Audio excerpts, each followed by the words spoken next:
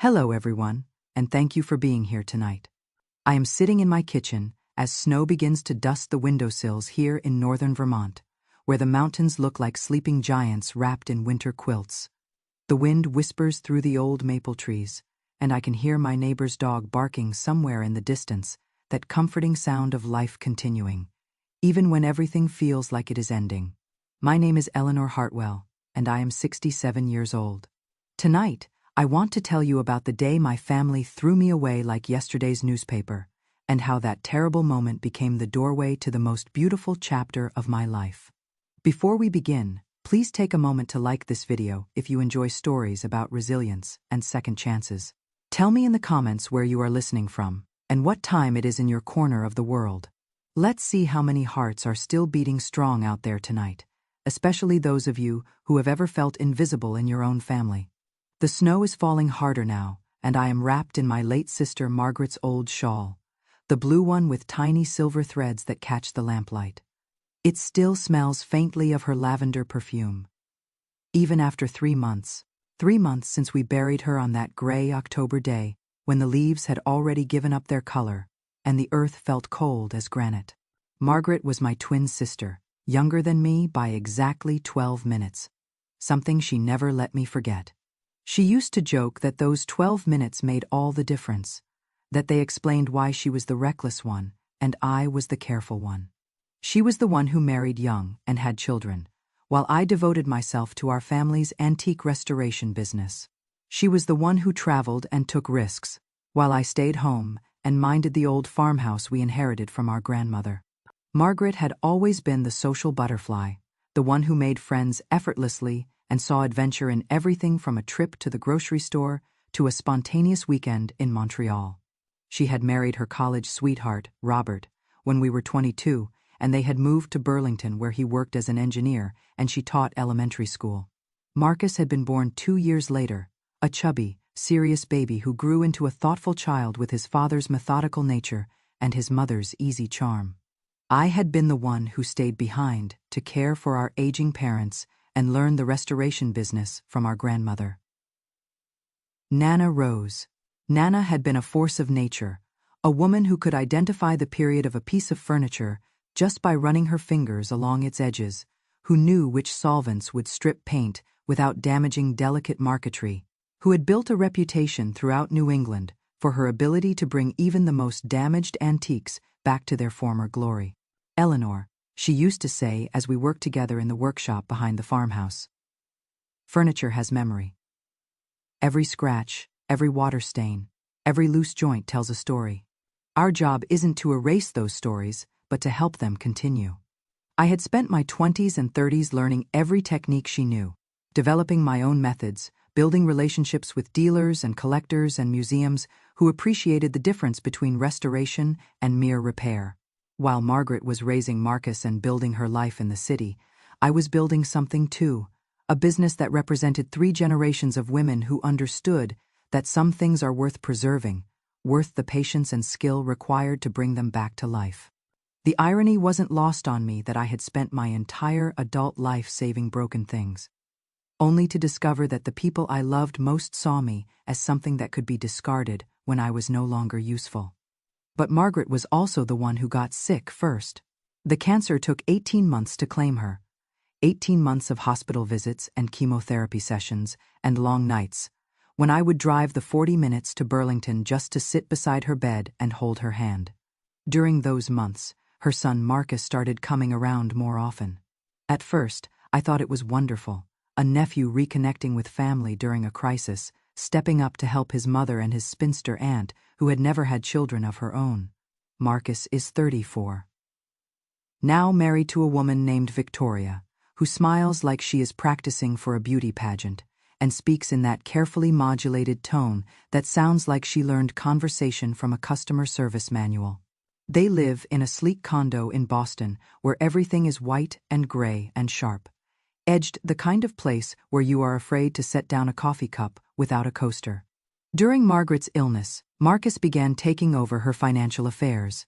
"Aunt Ellie," he would say, in that concerned voice that sounded so sincere, "let me handle the medical bills and insurance claims. You have enough on your plate with the business, and taking care of Mom. Victoria would nod sympathetically and add, "We want to make this as easy as possible for everyone."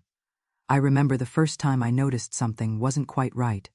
It was during one of Margaret's chemotherapy sessions, when Marcus had driven down from Boston to accompany us to the hospital.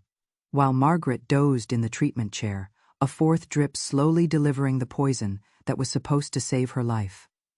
Marcus pulled out a tablet and started reviewing what he called Mom's financial situation. "You know, Aunt Ellie," he said, scrolling through spreadsheets with the casual confidence of someone who dealt with numbers for a living. "I have been thinking that it might make sense to consolidate some of Mom's assets, simplify things for when." He trailed off, gesturing vaguely toward Margaret's sleeping form. I felt a chill that had nothing to do with the hospital's aggressive air conditioning. "When what? Marcus?" "When she is gone," Victoria said softly, appearing beside us with coffee from the cafeteria.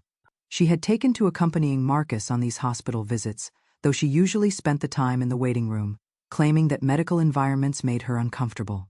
"We just want to make sure everything is organized, so you don't have to deal with complicated legal issues during your grief." It sounded reasonable. Thoughtful, even. But something about the way Victoria's eyes lingered on my hands. My arthritic, spotted hands that bore the calluses and small scars of 40 years working with wood and metal and sharp tools made me feel like she was calculating my remaining usefulness. "What kind of consolidation?" I asked. Marcus looked up from his tablet, and for just a moment, I saw something flicker across his face. Impatience, maybe, or frustration at having to explain himself to someone he clearly thought couldn't understand the complexities of modern finance. Just some paperwork, really, making sure everything flows smoothly through the estate. "Victoria's been helping me research the best strategies." He gestured to his wife, who smiled that practiced smile of hers. "I used to work in estate planning," Victoria added, though I had never heard her mention this before. "Before I met Marcus, I helped families navigate these kinds of transitions." I nodded politely, but inside, alarm bells were starting to ring. In all the years I had known Victoria, she had never mentioned working in estate planning. In fact, I was fairly certain she had told me once that she had been a marketing coordinator for a pharmaceutical company before leaving to focus on being a wife and stepmother to Marcus's daughter from his first marriage. But Marcus was speaking again. His voice taking on that patient tone people use when they are explaining something to a child or an elderly person who might not understand. "The important thing is making sure all the legal documents are current and properly executed. You know how complicated things can get when paperwork isn't in order." Margaret stirred in her chair, and we all turned our attention back to her. But the conversation stayed with me, nagging at the back of my mind like a splinter. I couldn't quite locate. I was grateful, truly. Running Hartwell Restoration while caring for my dying sister was like trying to juggle water. No matter how carefully I planned, something always slipped through my fingers. The business had been our grandmother's originally, passed down through 3 generations of women who had a gift for seeing the beauty hidden beneath layers of dust and neglect. Margaret and I had built it into something special, restoring antique furniture for clients from Montreal to New York City. My hands knew the feel of old wood, the way mahogany responds differently than cherry, the exact pressure needed to strip paint without damaging the grain beneath. Every piece that came into my workshop told a story. There was the Federal Period secretary desk that belonged to a family in Boston. It had been damaged in a house fire in the 1890s, the left side charred and warped, but still structurally sound. The family had kept it for over a century, unwilling to let go of something that had belonged to their great-grandmother, but equally unable to use it in its damaged state. When they brought it to me, the granddaughter wept as she described how her ancestor had written letters to her husband during the Civil War at that very desk. I spent 3 months on that piece, carefully removing the damaged wood, matching the grain pattern, recreating the delicate inlay work that had been lost to the flames. When it was finished, you could see where the repair had been made, but only if you knew where to look. The story of the fire became part of the desk's history, not an erasure of it. Then there was the Queen Anne dining set that a dealer in Montreal had purchased at auction, thinking it was reproduction work because the finish was so damaged. But underneath layers of white paint and water damage, I found the original walnut, the hand-carved details, the joints that had been made with techniques that hadn't been used since the 1750s. That set ended up in a museum, with a placard describing how it had been saved from destruction by careful restoration. Each project was like solving a puzzle, requiring not just technical skill but historical knowledge, patience, and what Nana Rose had called an intuition for what the wood wants to become. It wasn't just work, it was a calling, a way of connecting with the craftspeople who had come before me, of preserving their artistry for future generations. Margaret had always understood this about me, even when we were children. While other girls our age were playing with dolls, I was in the workshop with Nana Rose, learning to identify different types of joinery, practicing with small tools until my hands knew how to coax beauty from broken things. Margaret would bring me lemonade and cookies, content to watch me work for hours, understanding even then that this was where I belonged. "Ellie's got the gift," Nana Rose used to say, and Margaret would nod solemnly, proud of her sister's special talents even if she didn't share them herself. Now, watching Marcus and Victoria systematically take over Margaret's life while speaking in concerned voices about simplifying things, I wondered what they would do with Nana Rose's tools, with the client relationships I had spent decades building, with the reputation that carried our family name. Would they see any of it as valuable, or would it all just be more assets to liquidate? My hands knew the feel of old wood, the way mahogany responds differently than cherry, the exact pressure needed to strip paint without damaging the grain beneath. But as Margaret grew weaker, I found myself spending less time in the workshop and more time in hospital waiting rooms. Marcus seemed so capable, so organized, with his expensive suits and his briefcase full of important documents. When he offered to handle the business paperwork as well as Margaret's medical affairs, I felt a surge of relief. Finally, someone who understood the burden I was carrying. I should have paid more attention to the papers I was signing. But when you are watching your sister die by degrees, when you are trying to maintain a business while spending half your time in hospital waiting rooms, when you are 67 years old and suddenly responsible for decisions you never thought you would have to make alone, it is easy to let other people take care of the details.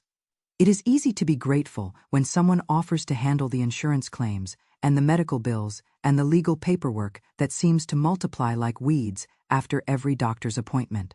I signed papers authorizing Marcus to communicate with Margaret's doctors. I signed papers giving him access to her bank accounts to pay for treatments that insurance didn't cover. I signed papers that I thought were just updating emergency contacts and medical directives. What I didn't realize was that hidden among those legitimate documents were others. Papers that transferred power of attorney, that named Marcus as Margaret's primary decision maker for financial matters, that quietly began shifting ownership of assets that had never actually belonged to Margaret in the first place. Victoria was always there during these signing sessions, helpful and organized, with her leather portfolio and her gold pen, pointing to signature lines and saying things like, "This is just a formality, Eleanor, but the hospital needs these forms on file." She made it all seem so routine, so normal, so necessary. I trusted them because they were family. I trusted them because I was exhausted and grief-stricken and overwhelmed by the complexity of managing a terminal illness in a medical system that seemed designed to confuse rather than comfort. I trusted them because I wanted to believe that Marcus had inherited his mother's generous heart, that Victoria's constant presence at the hospital meant she cared about Margaret, about me, about our family's well-being. I trusted them because I had never imagined that anyone could be calculating enough to use a dying woman's illness as an opportunity for theft. Margaret died on a Tuesday morning in early October, with me holding one hand and Marcus holding the other. Her last words were, "Take care of each other." I thought she meant we should be a family, support each other through the grief. I thought those words were about love. I had no idea they were about survival. The funeral was small. Margaret hadn't wanted a fuss. We buried her in the old cemetery behind the white clapboard church where our grandmother used to take us for Sunday services when we were girls. The maple trees were just beginning to turn.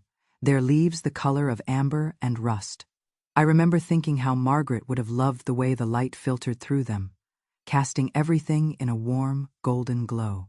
After the service, people came back to the farmhouse for coffee and sandwiches. I had spent the morning before arranging flowers and brewing coffee in the big old percolator that had belonged to our grandmother. The house was full of voices and memories. Neighbors sharing stories about Margaret's kindness, clients of the restoration business talking about pieces I would brought back to life for them. Victoria moved through the gathering like a gracious hostess, refilling coffee cups and making polite conversation. Several people commented on how wonderful it was that Marcus had such a supportive wife, how fortunate I was to have family to help during this difficult time.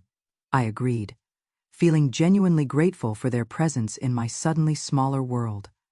After the last guest left, I was in the kitchen washing dishes when Marcus and Victoria approached me. They stood close together in that unified way married couples do when they have rehearsed a conversation. Marcus cleared his throat and said, "Aunt Ellie, we need to talk about some practical matters." I dried my hands on the dish towel, the blue one with tiny yellow flowers that Margaret had bought at a craft fair years ago, and turned to face them. "Of course," I said. "I know there are arrangements to be made, paperwork to file. I appreciate all your help with everything." Victoria exchanged a look with Marcus, one of those wordless communications that happen between spouses. Then Marcus said, "Actually, Aunt Ellie, there has been a change in the situation. Some legal complications have come to light." I felt a small flutter of unease in my chest, like a bird suddenly aware of the shadow of a hawk. Marcus pulled out a folder from his briefcase, the same briefcase he had been carrying to all of Margaret's medical appointments. The one I had grown accustomed to seeing him consult whenever financial matters arose. It turns out that when Mom updated her will last year during her treatment, there were some changes made to the property arrangements. The farmhouse and the business are now part of her estate, and as her sole heir, I am going to need to make some decisions about the future. The kitchen suddenly felt too small, too warm. I gripped the edge of the counter and said, "I don't understand. This house has been in our family for 3 generations. The business. Margaret and I built that together. My name is on everything." Victoria stepped forward with that practiced sympathy she wore like jewelry. "We understand, this is difficult, Eleanor. But legally, the situation is clear. Marcus has the authority to make decisions about the property now." I looked at Marcus, searching his face for some sign of the boy who used to spend summers here, who I would taught to identify different types of wood grain, who used to help me sand chair legs in the workshop while Margaret made lemonade on the porch. But his expression was carefully neutral, businesslike. "What are you saying exactly?" I asked, though something cold was already settling in my stomach. Marcus straightened his shoulders. "I am saying that you will need to make arrangements to relocate. Victoria and I have decided to sell the property. The market for rural real estate is quite good right now, and frankly, maintaining a farmhouse and workshop this size isn't practical for anyone." The words hit me like cold water. Relocate. This is my home, Marcus. I have lived here my entire life. The business can be liquidated," Victoria interrupted smoothly. "The client list and inventory will be valuable to the right buyer. We will make sure you receive a fair share of the proceeds." I stared at them. These 2 polished people standing in my kitchen, like real estate assessors, reducing my life to line items on a balance sheet. "A fair share," I repeated. "This is my life's work. My home, my livelihood." Marcus sighed, and for just a moment, I saw a flicker of something that might have been guilt cross his face. But it passed quickly. "Aunt Ellie, you are 67 years old. It is time to retire anyway. Maybe find a nice apartment somewhere. Take it easy. You have worked hard enough. Take it easy." As if my passion for restoration was just a job I had endured rather than a calling that had shaped my entire identity. As if the workshop, where I had spent countless hours bringing beauty back to forgotten pieces, was just a workspace rather than a sanctuary. "When?" I asked quietly. "We would like to list the property by the end of the month," Victoria said. "That gives you about 3 weeks to pack up your personal belongings. We can recommend some excellent moving companies." 3 weeks to pack up 67 years of life, 43 years of business, 3 generations of family history. To say goodbye to the workshop, where my grandmother taught me to see the potential in broken things. The garden where Margaret and I used to play as children. The bedroom where I had nursed our mother through her final illness. I must have looked stricken because Marcus softened his voice slightly.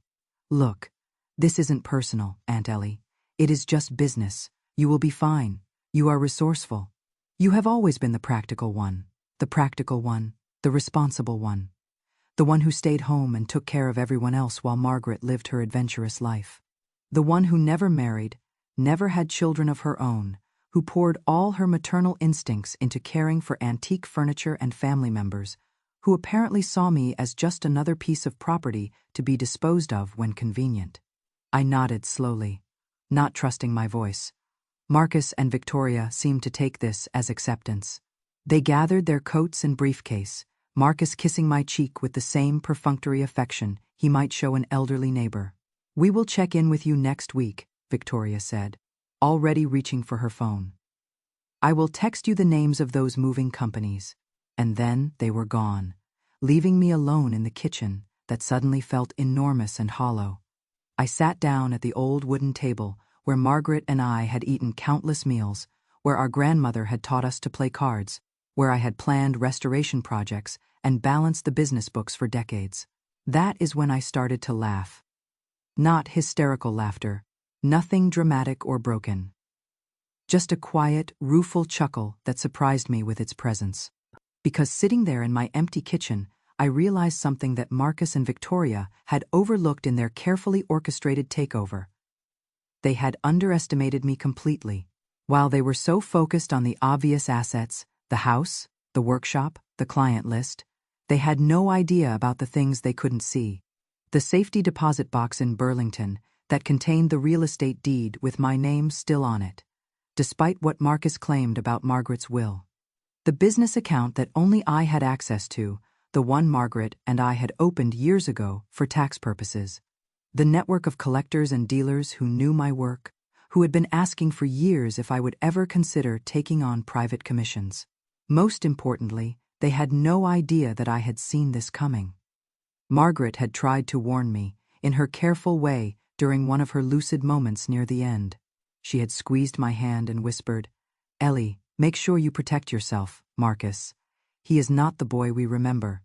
At the time, I thought she was just worried about my future security, encouraging me to be practical about finances. Now I understood she had been trying to tell me that her son had changed, that his frequent visits and helpful offers might not be as altruistic as they appeared. I had started moving important documents months ago, quietly transferring funds, creating separate accounts that only I knew about. Not because I expected betrayal, but because Margaret's illness had reminded me how quickly circumstances could change. I had learned to read the signs. The way Marcus's eyes lingered on the antique pieces in the house, the questions Victoria asked about property values, the subtle suggestions that maybe I was getting too old to manage everything on my own. The practical one. Indeed, I had been practical enough to prepare for exactly this scenario. Over the next few days, I went through the motions of packing while secretly making very different plans. I called my lawyer, not the family attorney Marcus had been consulting, but a woman in Burlington who specialized in estate law. She confirmed what I already knew. The deed was still in my name, and Margaret's will, while leaving her personal possessions to Marcus, had no legal authority over property that had never actually belonged to her. It seemed that in their eagerness to claim what they thought was theirs, Marcus and Victoria had made their move too quickly before ensuring all the legal details were actually in place. I also made some phone calls to old clients, people who had been asking me for years about private restoration work. Within a week, I had 3 major commissions lined up, enough work to keep me busy and financially secure for at least a year. But more than that, I had something Marcus and Victoria would never understand. I had a reputation built on decades of careful, beautiful work. They could try to liquidate the business, but they couldn't liquidate the trust I had built with clients who valued craftsmanship over profit margins. On the morning they were supposed to meet with the real estate agent, I was sitting on the front porch when Marcus and Victoria arrived. They pulled up in their leased BMW, both dressed in their city clothes, ready to sign papers and begin their new venture as property developers. Marcus got out of the car first, his expression confident, already mentally spending the proceeds from the sale. Victoria followed, checking her phone as she walked up the gravel path. "Good morning, Aunt Ellie," Marcus called out cheerfully. "Ready for the big day?"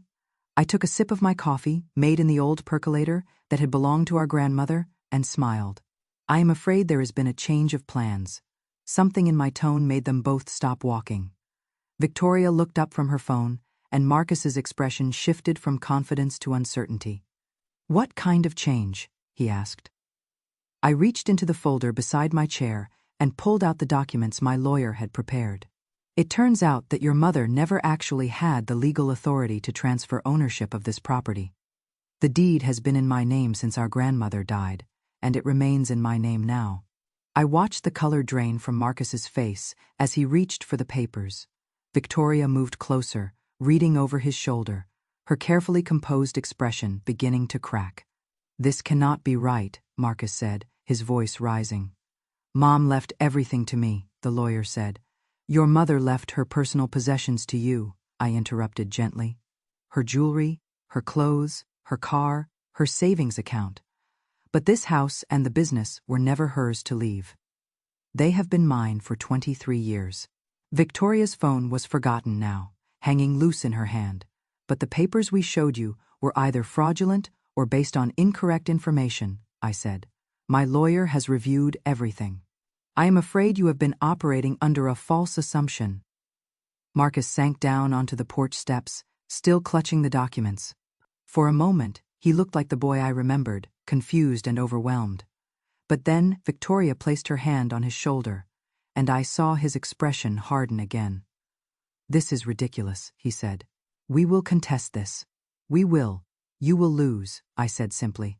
"And it will cost you a great deal of money in legal fees. Money you don't actually have, since you have already made financial commitments based on a property sale that was never going to happen." That hit home. I could see in their faces that they had already spent money they didn't possess, made plans based on wealth that existed only in their imagination. Victoria stepped forward, her mask of politeness finally slipping. "You cannot do this to us, Eleanor. We have plans, commitments. Marcus deserves what his mother actually left him," I said. "Nothing more, nothing less. And I deserve to live in the home I have maintained for 67 years, running the business I have built with my own hands." I stood up, suddenly feeling every one of my 67 years, but also feeling something I hadn't experienced in months. Power. "You are welcome to take your mother's belongings any time. The boxes are packed and waiting in the guest room. But this house, this business, this life, it is mine, and it always has been." Marcus and Victoria left without another word, driving away in their expensive car with nothing but empty hands and the bitter taste of their own greed. I watched their taillights disappear down the country road, then went back into the house that had never stopped being mine. Over the next few weeks, I threw myself into work with an energy I hadn't felt in years. The restoration projects I had lined up were challenging and rewarding. A Civil War-era secretary desk for a museum in Montreal, a Victorian dining set for a collector in New York, a delicate 18th-century music box for a private client who had been searching for someone skilled enough to handle its intricate mechanisms. But more than that, I found myself enjoying my solitude in a way I never had before. Without Margaret's illness to worry about, without Marcus and Victoria hovering around making helpful suggestions about my future, I could simply exist in my own space, at my own pace. I started taking evening walks through the countryside, something I had been too busy to do for years. I began reading again. Real books, not just furniture, restoration manuals, and business correspondence. I even started cooking elaborate meals for myself, using recipes I had been meaning to try for decades. It was during one of these quiet evenings that I received an unexpected phone call. The voice on the other end was unfamiliar but warm. "Miss Hartwell. My name is Sarah Mitchell. I run an artisan cooperative in Montreal, and I have heard wonderful things about your restoration work."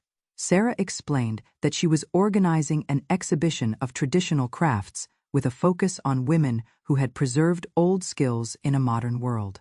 She wanted to feature my work and possibly arrange for me to teach some workshops. "I would love to learn more," I told her, surprised by how excited the prospect made me feel. "Wonderful," Sarah said. "Would you be interested in coming up to Montreal for a few days next month? We could discuss the details, and you could meet some of the other artisans."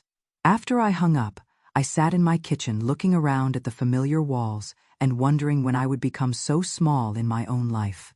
For years, I had defined myself by my caretaking roles: daughter caring for aging parents, sister supporting Margaret through her illness, aunt providing stability for a nephew who turned out not to value that stability at all.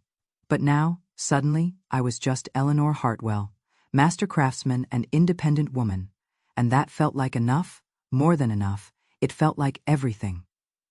The trip to Montreal was a revelation. Sarah's cooperative was located in an old warehouse that had been converted into studios and gallery space. The moment I walked in, I felt a sense of belonging I hadn't experienced in years. Here were women who understood the value of preserving beautiful things, who saw tradition not as limitation, but as foundation for innovation. I spent 3 days touring studios, meeting artists who worked in everything from hand-woven textiles to blown glass to metalworking. They welcomed me not as an elderly woman trying to stay relevant, but as a master craftsman whose skills they respected and wanted to learn from. On my last evening there, Sarah took me to dinner at a small restaurant overlooking the St. Lawrence River. "Eleanor," she said, over wine and candlelight, "I have a proposition for you." She explained that the cooperative was looking for someone to run their furniture restoration program. It would mean teaching workshops, overseeing apprentices, and taking on high-profile restoration projects for museums and collectors. It would also mean relocating to Montreal, at least part-time. "I know it is a big decision," Sarah said. "You would have to leave your home, your established client base. I thought about the farmhouse, empty now except for me and my ghosts. I thought about the workshop where I had spent so many solitary hours, beautiful but lonely. I thought about Margaret's grave in the little cemetery, and how she had always encouraged me to take chances, to live more boldly. Actually," I said, surprising myself with my decisiveness, "it sounds perfect."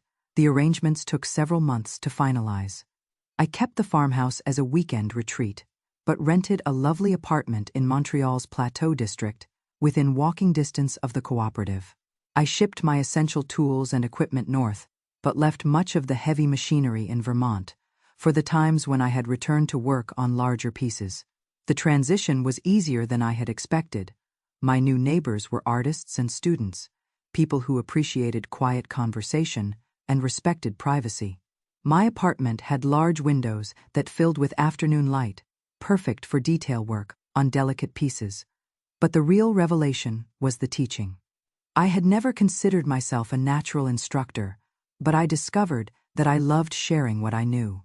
There is something magical about watching a young person's face light up when they successfully repair their first dovetail joint, or see the grain emerge from underneath layers of old paint. One of my first students was a young woman named Claire, who had recently graduated from design school, but wanted to learn traditional restoration techniques. She reminded me of myself at that age, eager, careful, patient, with the slow process of bringing old things back to life.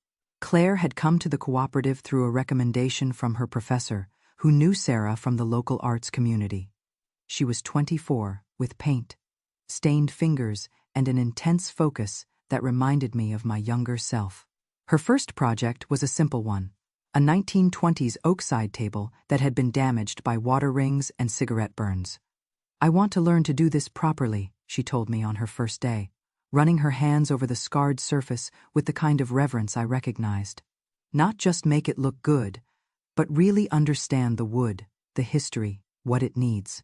I showed her how to read the grain, how to identify the type of damage, how to choose the right tools for each stage of restoration. She absorbed everything like a sponge, asking thoughtful questions and taking careful notes in a worn notebook she carried everywhere.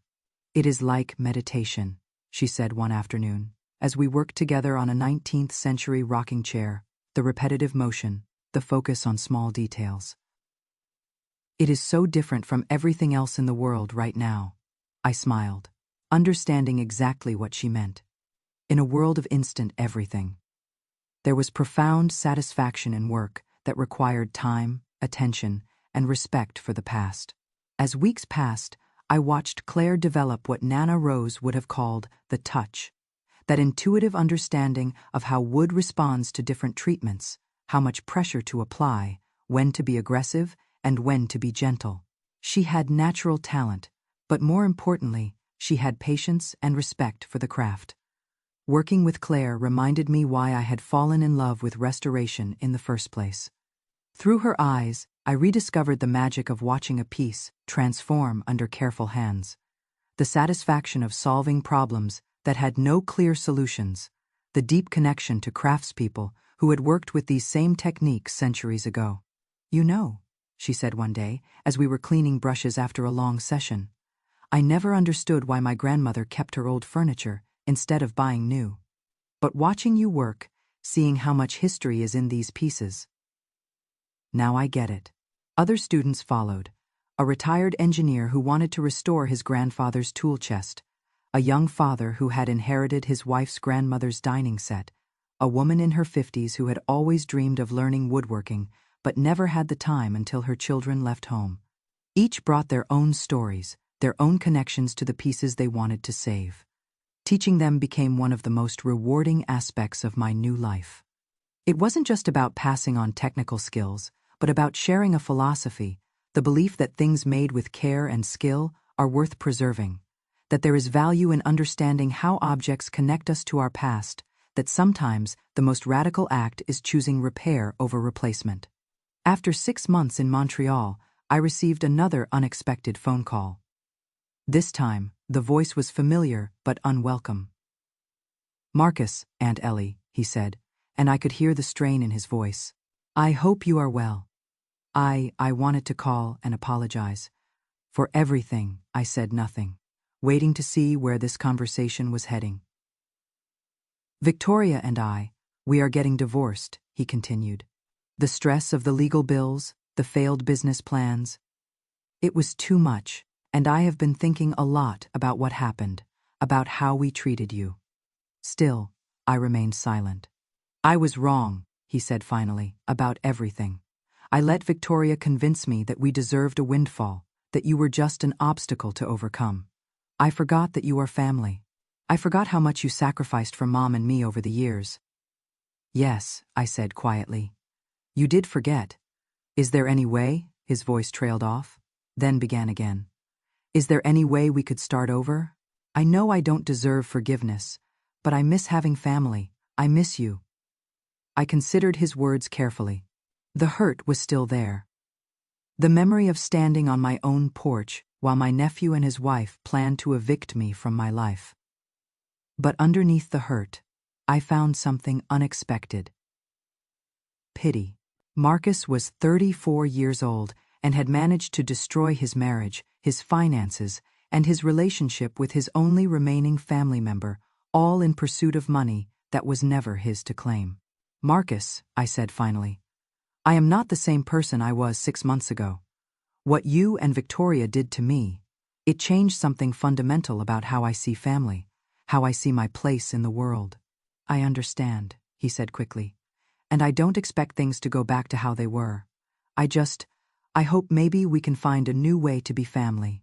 I thought about Claire and my other students, about Sarah and the cooperative, about the life I had built for myself in Montreal. I thought about how I had discovered that I didn't need to take care of everyone else in order to matter, that my value wasn't dependent on my usefulness to other people. "I am willing to try," I said, "but it will be on my terms this time. No more helpful suggestions about my future. No more assumptions about what I need or want. And if you ever try to manipulate me again, it will be the last conversation we have." "I understand," Marcus said. And for the first time in months, his voice sounded like the nephew I remembered, rather than the stranger who had tried to steal my life. We started slowly, occasional emails, Brief phone calls on holidays. Marcus told me about his new job, his small apartment, his therapy sessions. I told him about my students, my restoration projects, my life in Montreal. We were careful with each other, polite but not warm, building trust like archaeologists carefully dusting artifacts. The real test came when he asked if he could visit for a weekend. I almost said no automatically. But then I realized that hiding from him wasn't the same as protecting myself. I could handle a weekend visit. I was strong enough now to set boundaries and enforce them. Marcus arrived on a Friday evening in late autumn, driving a modest used car instead of the leased BMW. He looked older, more tired, but somehow more real than he had during those months when he was playing at being a successful businessman. I showed him around my apartment, introduced him to some of my neighbors, took him to dinner at my favorite restaurant. He was different, quieter, more thoughtful, less certain of his own opinions. The therapy seemed to be helping. On Saturday, I took him to the cooperative and showed him my workshop. He watched me work on a delicate inlay repair, asked intelligent questions about the techniques, showed genuine interest in the craft I had devoted my life to. "I never really understood before," he said as we walked back to my apartment. "I always thought of your work as just a business, something you did to make money. I didn't realize it was art." That evening, as we sat in my living room drinking tea, Marcus said something that surprised me. "I am proud of you, Aunt Ellie, for standing up to us, for building this new life, for not letting us destroy you." I looked at him, really looked at him, and saw something I hadn't seen in years. The boy who used to help me in the workshop, who used to listen to my stories about our grandmother, who used to curl up next to me on the old sofa while we watched classic movies together. "Thank you," I said. "That means more than you know. We have seen each other a few more times since then, and our relationship is slowly healing. It will never be what it was. Too much damage has been done for that. But it is becoming something new, something built on mutual respect rather than assumed obligation. Marcus is learning to see me as a person rather than a convenient caretaker, and I am learning to see him as a fallible human being rather than the betrayer who tried to steal my life. It is not forgiveness exactly, but it is something like peace. Meanwhile, my life in Montreal continues to flourish. The cooperative has become more than just a workplace. It is a community of artists who support and inspire each other. I have taken on more challenging restoration projects, including a partnership with the Montreal Museum of Fine Arts to restore a collection of 18th century furniture. I have also started dating, something I never expected to do at 68. His name is Henri, and he is a retired professor of history who shares my passion for preserving beautiful old things. We go to museums together, take long walks along the river, cook elaborate dinners in my small kitchen. It is companionship without desperation, affection without the weight of caretaking. Most surprisingly, I have started writing. What began as documentation of restoration techniques has evolved into something more personal. Essays about the relationship between preservation and transformation, about finding beauty in broken things, about the difference between being discarded and being set free. Sarah has encouraged me to consider compiling these essays into a book, maybe something that could inspire other women who find themselves starting over later in life. "Your story," she told me recently, "is about more than furniture restoration. It is about human restoration." I am still considering that possibility. But in the meantime, I am content with my quiet life of meaningful work and chosen relationships. I wake up each morning in my sunny apartment, make coffee in my small kitchen, and plan my day according to my own priorities and desires. Sometimes I think about the woman I was 2 years ago, the one who defined herself entirely through her caregiving roles, who was so grateful for Marcus and Victoria's attention that she nearly signed away her own life. That woman feels like a stranger to me now, someone I knew once but have outgrown. I don't miss her, exactly, but I feel compassionate toward her. She was doing the best she could with the limited vision of herself that she had been given. She thought that love meant accommodation, that family meant obligation, that aging meant diminishment. Now I know better. Love means respect, for yourself as much as for others. Family means people who see your worth and value your presence. And aging means the freedom to finally become who you were always meant to be. Once you stop asking permission from people who never had the right to give it. If you are listening to this and you have ever felt invisible in your own family, ever felt like your worth was measured only by your usefulness to others, I want you to know something. You are not too old to start over.